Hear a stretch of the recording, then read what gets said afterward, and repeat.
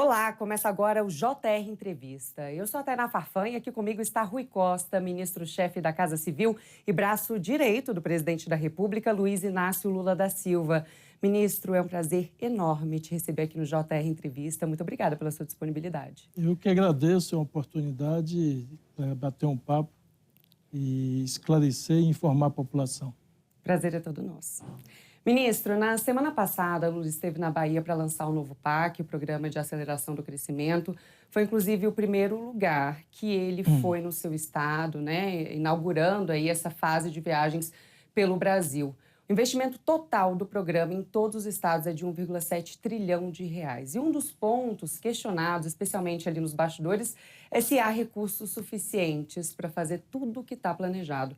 Por isso eu te pergunto, há verba suficiente? E o que mais deve ser anunciado em breve e que beneficia a população e ainda não foi anunciado, não veio a público, e o senhor pode adiantar para a gente? Tainá, tem uma diferença deste PAC com um dos outros anos onde o presidente lançou o PAC 1 e o PAC 2. Naquele momento, o Brasil tinha um maior volume de recursos públicos disponíveis. Esse ano, como há uma restrição maior de recursos públicos, nós fizemos um PAC onde boa parte dos recursos eles virão da iniciativa privada, através de projetos de concessão pública, de PPP, parceria público-privado, e também de investimento direto de empresas privadas. Então, apenas 1/3 do total do PAC é de recursos públicos da União. Além dessas fontes, nós também estamos viabilizando as ações do PAC com financiamento a estados e municípios, a exemplo do estado de São Paulo, que nós, no final do ano passado, o presidente assinou um conjunto de empréstimo da ordem de 10 bilhões de reais para o estado de São Paulo fazer obras de infraestrutura, como a obra de extensão do metrô e do trem de São Paulo a Campinas. E tem mais algum novo projeto que está ali dentro do PAC, está escondido aí, que o senhor pode trazer para a gente revelar aqui no JR Entrevista? Olha, as diretrizes do PAC já foram lançadas. O que está no forno agora para sair e anunciar nos próximos dias é o PAC Seleções, que é direcionado aos pleitos dos municípios brasileiros. Nós tivemos 90% dos municípios brasileiros ingressados com propostas. E nós já vamos divulgar, iniciando por algumas ações, como a extensão, por exemplo, dos Institutos Federais de Educação. Então, serão 100 novos Institutos Federais de Educação Tecnológica espalhados pelo país, e o presidente deve anunciar aí nos próximos dias. Ontem nós apresentamos a relação a ele, para que ele pudesse fazer eventualmente as observações, e em breve ele vai estar anunciando. Assim como também obras de infraestrutura de mobilidade urbana. Por exemplo, na Bahia, ele anunciou a extensão do metrô até o Campo Grande. Então, isso no país inteiro tem um conjunto de obras, inclusive na área social, com a construção de hospitais, maternidades, unidades de hospitais de câncer e de outras naturezas. Então, ou seja, o investimento vai desde infraestrutura, portos e aeroportos, até a área social. Esses institutos que o senhor comentou do PAC Seleções é para início ainda esse ano? Sim, sim, imediato. Nós vamos anunciar, muitos deles já possuem terrenos doados pelos estados ou pelos municípios, e a licitação ocorrerá imediatamente e terá início esse ano, assim como na área da habitação nós já iniciamos muitos novos conjuntos, além de concluir o que estava parado. Nós tínhamos, Tainá, 180 mil unidades habitacionais que nós encontramos o ano passado paralisadas. Então, nós já concluímos a maior parte delas e agora, no primeiro semestre, devemos concluir todas e, portanto, dar sequência ao Minha Casa Minha Vida, com um excelente resultado no segundo semestre do ano passado. Nós fechamos o ano superando qualquer expectativa, inclusive do financiamento, porque eu tenho um PAC, que é aquelas casas voltadas às pessoas mais carentes, são fortemente subsidiadas, mas tem aquela parte também de subsídio menor e que são destinadas a quem tem um pouquinho mais de poder aquisitivo com financiamento. Esse número explodiu, graças a Deus, o que mostra que quando você cria um programa, a população adere para ter sua casa própria. Com certeza. Ministro, Lula assinou um decreto que cria a Comissão Interministerial para Contratações Públicas em Desenvolvimento Sustentável, que dá preferência para fornecedores nacionais em compras do governo. Essa medida foi alvo de algumas críticas, inclusive recentemente. Na sua avaliação, a medida é positiva para a reindustrialização do país? E o que mais precisa ser feito para garantir o desenvolvimento industrial aqui no Brasil?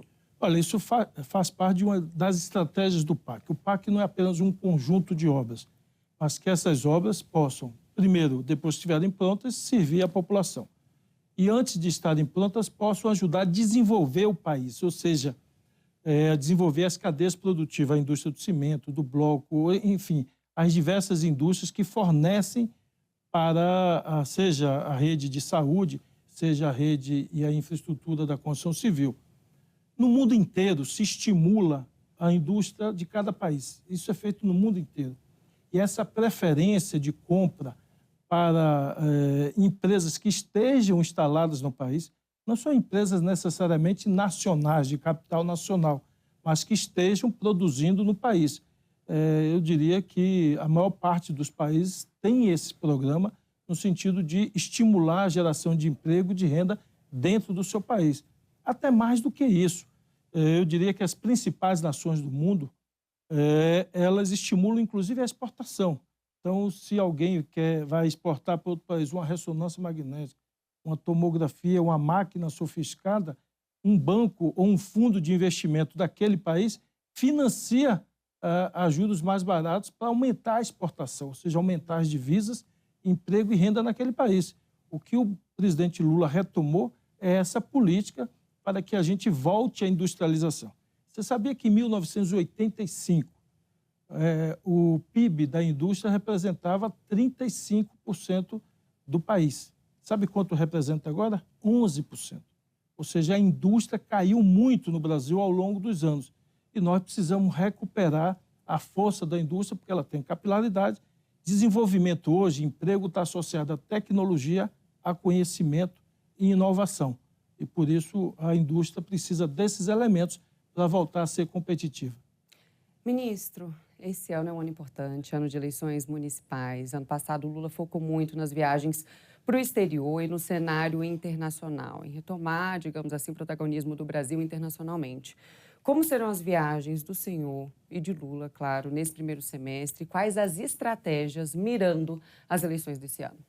Olha, o presidente Lula resumiu, num balanço que fez em dezembro, da seguinte forma: em 2023 foi o ano de plantar, de regar e irrigar, e 2024 é o ano da colheita. Então, será um ano marcado por inaugurações, como o presidente fará agora no próximo dia 6, no Rio de Janeiro, diversas inaugurações, entre elas um conjunto habitacional de mais de 800 unidades do Minha Casa Minha Vida. Essa será a agenda, ou seja, de entrega ou também de ordem de serviços para obras importantes e estruturantes. Então, será uma agenda onde o próprio presidente definiu que ele terá prioridade pela agenda no Brasil, já que o ano passado precisava reconstruir a imagem do Brasil no exterior para que o Brasil retomasse sua credibilidade e aumentasse o investimento estrangeiro. E nós conseguimos isso. O Brasil ficou em segundo lugar no mundo como o país que mais captou investimento do mundo inteiro. Então, graças à credibilidade do presidente e esse conjunto de viagens para voltar a que tenhamos investimentos de outros países aqui. Então, foco total esse ano em viagens aqui no Brasil. A gente deve ver alguma viagem para o exterior esse ano ou não, especialmente no primeiro semestre? Ele está indo agora, no início de fevereiro, para um encontro de países na África, mas em seguida ele volta e terá agenda aqui no Brasil. Ministro, o ministro da Fazenda tem corrido para tentar viabilizar medidas para aumentar a arrecadação e tentar manter a meta de zerar o déficit em 2024. O senhor, até como economista, acredita que a meta vai ser mantida ou vai ter que ser ajustada? Olha, o Ministério da Fazenda e o Ministro da Haddad estão num esforço grande, não só na ótica de aumentar a arrecadação, mas de promover justiça e equilíbrio fiscal. Equilíbrio fiscal, como foi feita a reforma tributária, que sinaliza, num período até longo, o reequilíbrio e a desoneração e a diminuição de custo para as empresas, para quem produz no Brasil. E também uma uniformidade entre tributos no país inteiro, entre os entes federados. E agora a agenda e a pauta é de justiça fiscal no Brasil. Porque muitos já ouviram falar, com certeza quem está nos assistindo já ouviu falar, que no Brasil funciona mais ou menos assim, que o pobre paga muito imposto e quem é muito rico paga pouco imposto. É como se fosse Robin Hood ao contrário, de tirar dos pobres para dar aos ricos. Você compara o formato tributário do Brasil com outros países, com a Alemanha, com a Inglaterra, com os Estados Unidos, é exatamente o inverso. Aqui se cobra mais de quem ganha menos. Então, o que está se buscando fazer com um conjunto de medidas é corrigir desvios e promover justiça fiscal, ou seja, as pessoas vão contribuir conforme a sua renda. Quem ganha pouco tem que contribuir pouco. E quem ganha muito tem que contribuir proporcional à sua renda. Agora, ainda complementando esse assunto, muito se fala, especialmente ali nos bastidores do Congresso Nacional, sobre a possibilidade de rever essa meta em março desse ano. O senhor acredita que essa meta será revista? Olha, tudo depende, como você disse, do conjunto de medidas, da aprovação dessas medidas que foram propostas pela Fazenda e da efetividade delas. Na medida que elas se materializem, se concretizem, se aumenta a chance, eventualmente, de manter a meta. Na medida que não se consiga aprovar essas medidas de correção, eventualmente você pode ter algum ajuste. Mas o fundamental, que eu acho que é importante frisar, é que o governo Lula tem absoluta prioridade e compromisso com o equilíbrio fiscal, com a responsabilidade fiscal.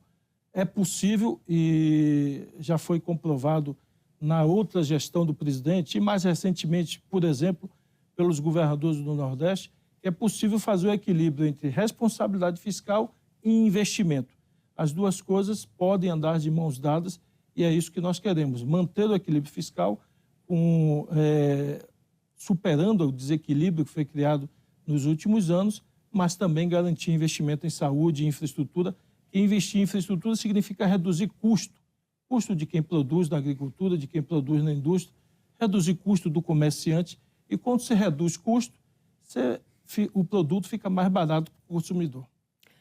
E você que está assistindo a gente pode assistir ao JR Entrevista, essa entrevista especial com o ministro Rui Costa, na Record News, no portal R7, no Play Plus, também no Jornal da Record, no JR 24 horas e também nas nossas redes sociais.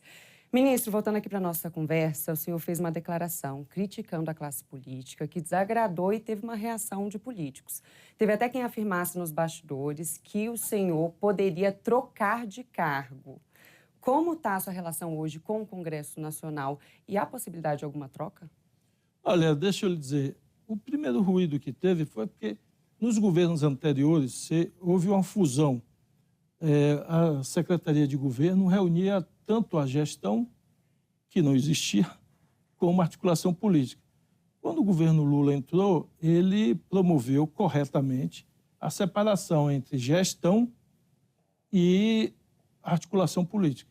Então, a gestão fica com a Casa Civil, sob a minha responsabilidade, e a articulação política com o ministro Padilha.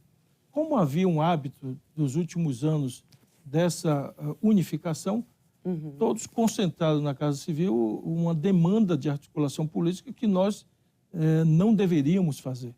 E, portanto, superado esse ruído inicial, eu diria que a relação hoje é de diálogo, de entendimento, e eu entendo que o Congresso Nacional, através de intenso diálogo, tem contribuído fortemente com as medidas que o presidente tem sugerido.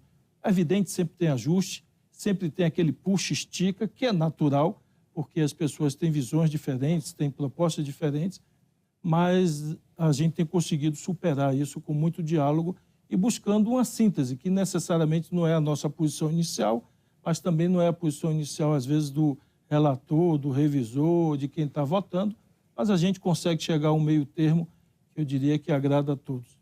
Ministro, ainda dentro desse tema da relação com o Congresso Nacional, Lula vetou ontem, inclusive, cerca de 5 bilhões, 5,6 bilhões dos mais de 16 bilhões de reais previstos para emendas de comissão da Lei Orçamentária Anual. Nos bastidores do Congresso Nacional, há uma insatisfação em relação a esse veto, até porque alguns parlamentares afirmaram que foi feito um acordo prévio com o governo, inclusive na presença de um representante da Casa Civil, para votar o orçamento, como ele foi aprovado internamente no Congresso Nacional. O governo descumpriu algum acordo? E qual a avaliação sobre o apetite do Congresso Nacional por recursos, por emendas? Olha, o acordo que nós fizemos foi a manutenção do conjunto das emendas que existiam em 2023. E no caso das emendas de comissão, essas específicas, além das outras, né? Porque nós temos emenda de relator, emenda individual, tem um conjunto de outras emendas, mas nesse caso específico que você se referiu, Tainá, o acordo girava em torno de 11 bilhões de reais. E nós mantivemos e honramos esse acordo. Na oportunidade da publicação do relatório, o relatório saiu com 17 bilhões, ou seja, 5,6 bilhões a mais. Naquela oportunidade, nós fizemos contato com representantes da Câmara e do Congresso para avisar que tinha ultrapassado aquele valor que nós tínhamos combinado e que haveria veto. Para piorar a situação, quando foi publicado a inflação anual, nós tivemos uma redução do orçamento de 4,4 bilhões. Por que isso? Porque o orçamento desse ano, o novo marco fiscal, ele é função também da inflação do ano passado. Então, nós temos um teto.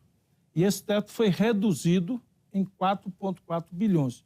Ou seja, nós temos que cortar do orçamento 4,4 bilhões.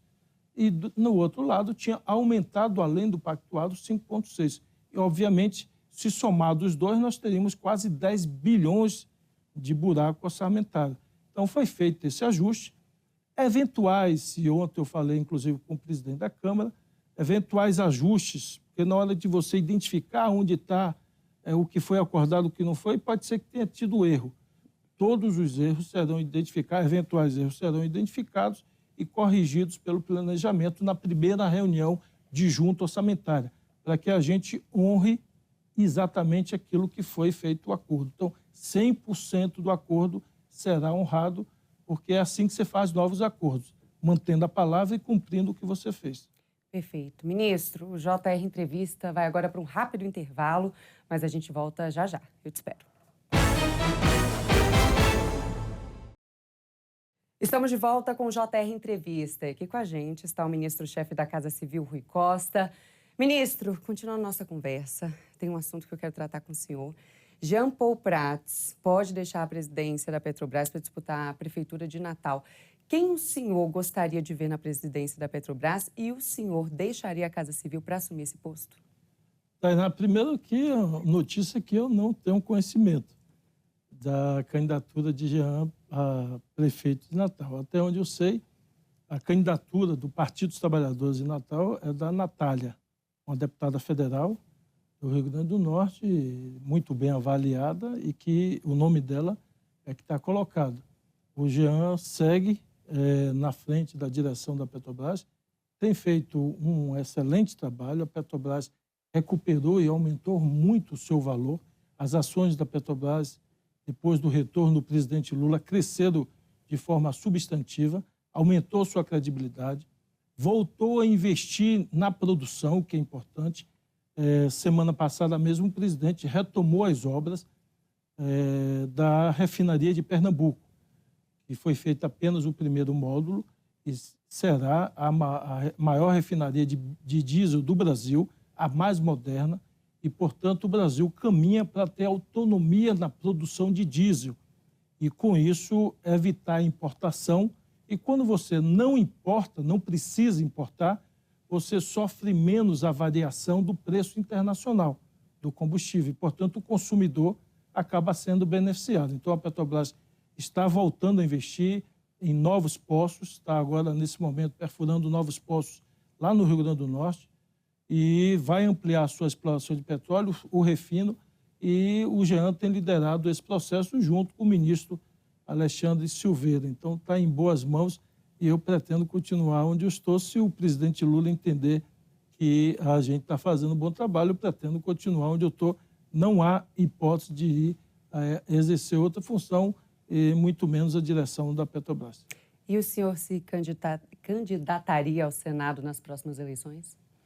Olha, eu acho que faço militância política desde 1982 e eu faço parte de um projeto político coletivo, gosto de fazer política de forma coletiva e, portanto, nós vamos discutir coletivamente com o presidente, com o governador da Bahia, com os senadores, vamos discutir qual papel eu devo ter em 2026.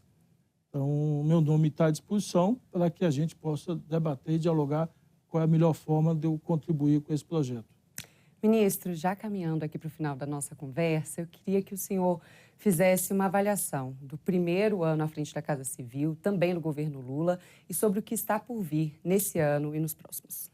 Ô, Tainá, eu diria que um orgulho grande de ter recebido esse convite do presidente. Eu me comprometi com o presidente a dar o melhor de mim, com toda a experiência de gestão que eu tinha, para reconstruir o nosso país. O slogan do presidente é União e Reconstrução. E todos os programas que existiam estavam no chão.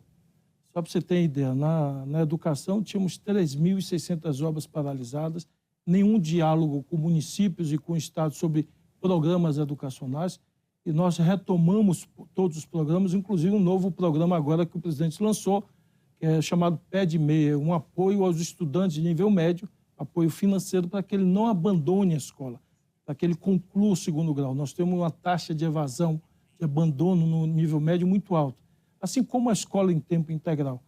Nós colocamos ao todo, Tainá, 75 programas de pé, de todas as áreas. Significa com decretos, portarias, leis, medidas provisórias, então, todo esse conjunto de medidas passado pela Casa Civil. Então, nós trabalhamos duro de 8 da manhã até 10, 11 da noite. Teve noite de eu sair meia-noite da Casa Civil, mas, graças a Deus, nós estamos colhendo os frutos. Os programas começaram a rodar e agora intensificar para que a gente possa efetivá-los em todas as áreas, articulando, discutindo com cada ministério e buscando o maior êxito possível em cada programa desse, corrigindo e ajustando quando necessário cada um deles, dialogando sempre com cada ministro da pasta. Ministro, nós falamos que ano passado foi foco no cenário internacional, esse ano o foco é aqui internamente no Brasil. E os outros anos? O que está por vir? Olha, eu diria que alcançar essas metas que nós colocamos significa, com todos esses investimentos, se nós já caímos, graças a Deus, a taxa de desemprego, nós queremos aumentar a oferta de emprego para a juventude, aumentar o nível de escolaridade, aumentar o nível de alfabetização e melhorar as condições de vida da população. Então, alcançarmos essas metas, porque o presidente Lula tem repetido, que é o nosso slogan, governar é cuidar de gente, é cuidar das pessoas. E, portanto, a nossa missão para 2026 é entregar um país muito melhor do que nós encontramos. É evidente que o desafio da reconstrução desse país é um desafio que demora alguns anos. Mas eu diria que dá para entregar e nós vamos entregar um país muito melhor em 2026 em todas as áreas, inclusive na área da saúde, da educação, que é aquilo que é mais sensível à população. Ministro, em um ano acontecerão as eleições para os presidentes da Câmara e do Senado. O governo pretende se posicionar nessa disputa? Olha, essa pasta não é a minha, do ministro Padilha, que cuida da articulação política. Mas eu diria, mesmo não sendo a minha pasta, que a posição do presidente é de respeitar a autonomia do Poder Legislativo. Foi assim que ele fez no primeiro ano, quando da eleição dos dois presidentes das duas casas, Senado e Câmara.